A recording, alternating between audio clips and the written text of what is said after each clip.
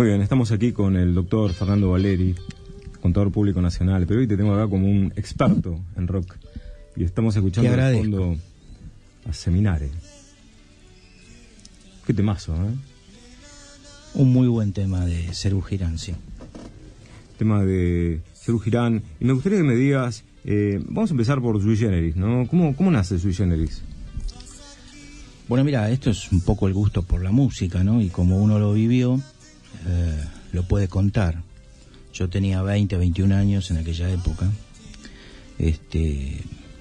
Sui Generis nace en el año 72, 1972. Y del primer vinilo, primer long play, como le decíamos nosotros, es el tema que pasaste antes, de Vida. De Vida. Ese se graba, se edita en 1972. En el 73 tenés Confesiones de Invierno, y en el 74 tenés pequeñas anécdotas sobre instituciones. Después en el 75 ocurre un hecho histórico, digamos, que es la grabación en el Luna Park de un doble vinilo, Sui Generis en vivo 1 y 2. Estamos hablando del 5 de septiembre del 75. Qué época, ¿no? Aparte para la Argentina. Sí, yo estuve ese día en el segundo recital, concurría asiduamente a los recitales. ¿En el Luna Park? En el Luna Park, y como anécdota te comento que se habían vendido 12.000 entradas, se ponen a la venta 4 o 5.000 más por la demanda, y la historia dice que se iba a hacer un solo recital. Como era Adiós Sui Generis y ya se había preparado, se pone a la venta para un segundo recital, y en vez de hacerlo otro día, se hace ese mismo 5 de septiembre del 75, pero de 8 a 10 de la noche uno, y de 10 en adelante hasta que terminara el otro. La época en que estábamos viviendo, y hay que ubicarse, es una época muy complicada, una época democrática, pero muy inestable, dado que todos los días teníamos un inconveniente. ¿Qué gobierno?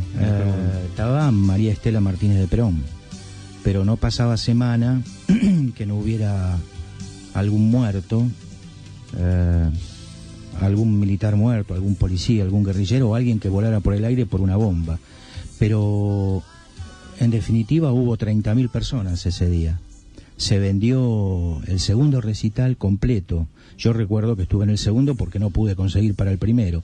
Y saqué la entrada alrededor de 20 días antes. Bueno, fuimos con un compañero de la universidad. Y se hizo Sui Generis 1 y 2 en vivo. Y algo que quedó de material que se había descartado en esas grabaciones, después se editó allá por el año 94 y se le llamó En Vivo 3.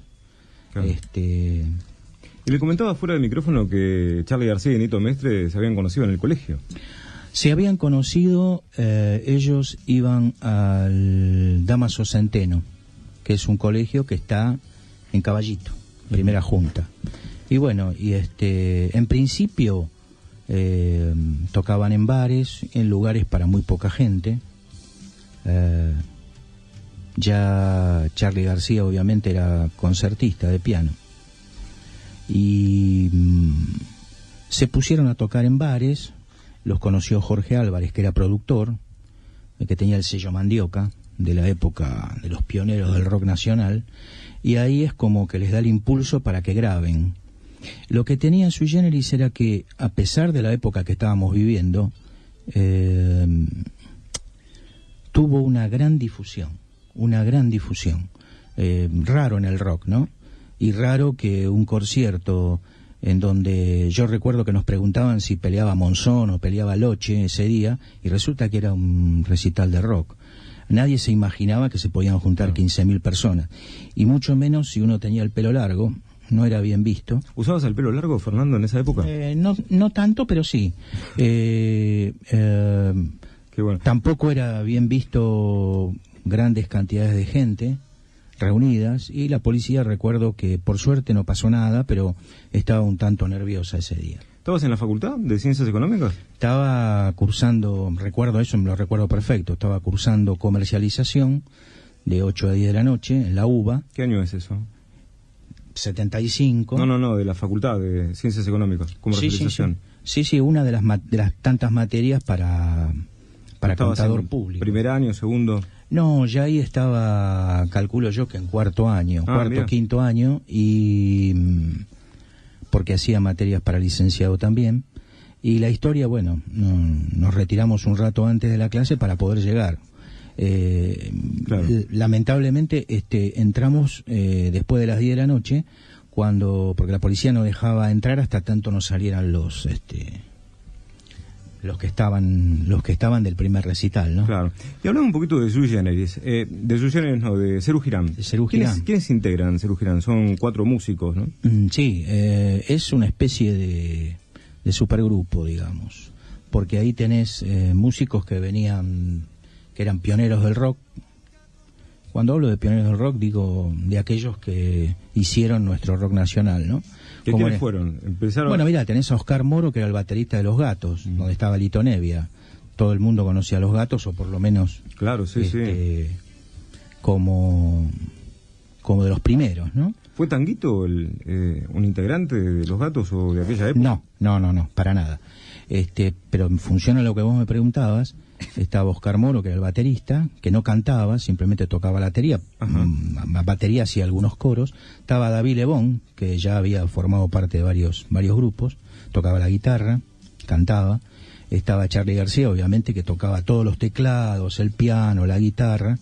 Y después estaba Pedro Aznar, que era el más joven, tenía unos 20 años, más o menos 21, 22, que tocaba el bajo, un gran bajista, un gran músico, que hoy lo vimos en Villa María hace poquito haciendo folclore, con una guitarra de 10 cuerdas, así que desde ya un supergrupo, cada uno era en sí un gran músico, no un acompañante. Qué bueno. Estamos hablando del año 78, 79, con varios discos editados hasta el 80 y pico, ¿no?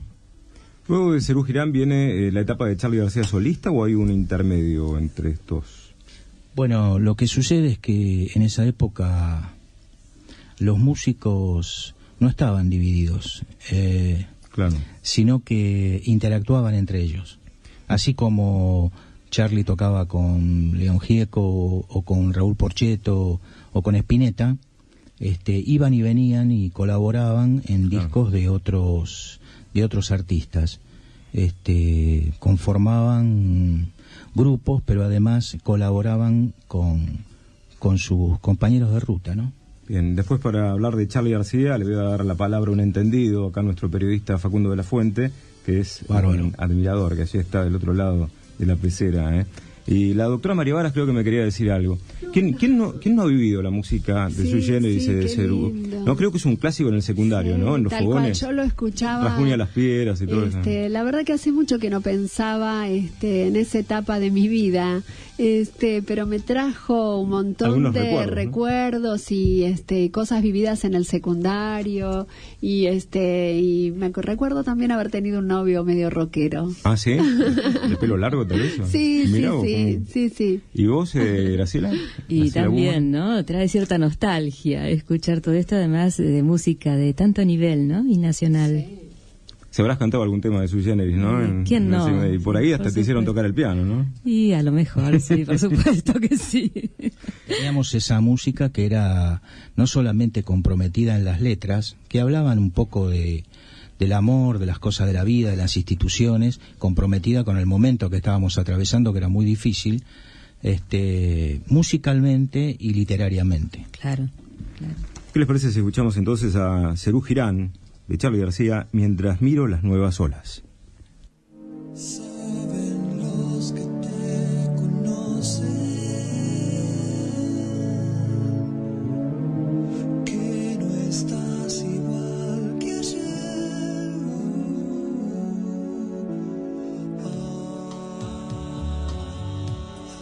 Acabo de llegar, no soy un extraño. Conozco esta ciudad. Muy bien, estamos escuchando de fondo a Charly García. Yo creo que es uno de los grandes, indudablemente uno de los grandes músicos de nuestro país. que ha pasado por el Teatro Colón también, ¿no? Y ha pasado por todos los escenarios del país y del mundo. ¿Qué puedes decir de Charly García, Fernando? Bueno, yo te comenté anteriormente que Charly es no de los primeros músicos o de los pioneros del rock argentino, pero del rock nacional, pero sí en una etapa inmediatamente posterior. Un músico que además no solamente improvisaba, sino que, como te dije, había estudiado piano de chiquito y se había recibido de concertista. Tocaba la guitarra, o toca la guitarra, todo tipo de sintetizadores, el piano obviamente, siempre ha cantado, y ha formado parte de distintos grupos de Sui Generis, como mencionamos antes, del 72 al 75. En el 76 se une a Raúl Porchetto y a León Gieco y forman Por Sui Gieco. Como te comenté antes, que colaboraban los músicos entre ellos, no había divisiones. Después, años después, forma La Máquina de Hacer Pájaros, y en el 78-79, ahí es cuando aparece Serú Girán, que bueno, como te dije, considerado una especie de supergrupo, con una técnica de cada uno de los músicos muy especial. Bueno, también ha participado, como te comenté, con Spinetta, ha hecho grabaciones con muchísimos músicos, y ha tenido músicos invitados siempre en sus actuaciones. Después es que comenzó a tener esa etapa solista que vos mencionás, rodeado siempre de grandes músicos. Estaba Hilda Lizarazu, que sabemos quién es y que ha participado y que también tiene su carrera solista, como cantante, pero bueno, y hoy en día está y sigue.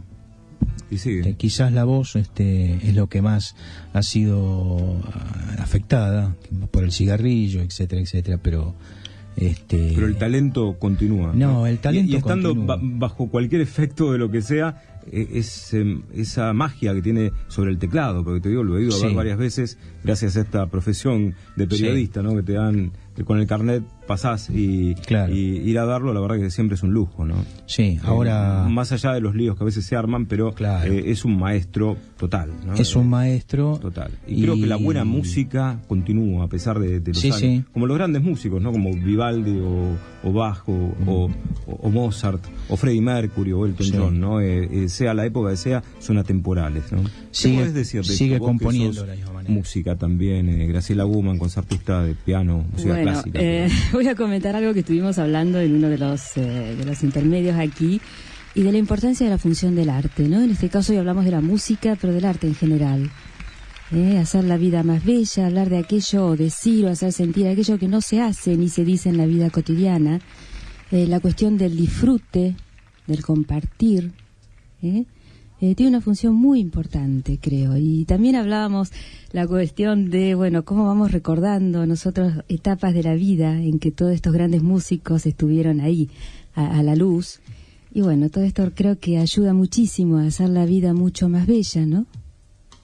Y cómo ayuda al espíritu, ¿no? La buena música. ¿Cuántas veces estamos tristes o estamos mal y ponemos el equipo de audio, la música que nos gusta, ¿no? Como puede ser Charly, Sui Generis, Elton John o de repente Sol Gavetta, ¿no? Que me encanta esta Por eso digo bella, Argentina, ¿no? Impresionante, o escucharlo, no sé, a tantos, ¿no?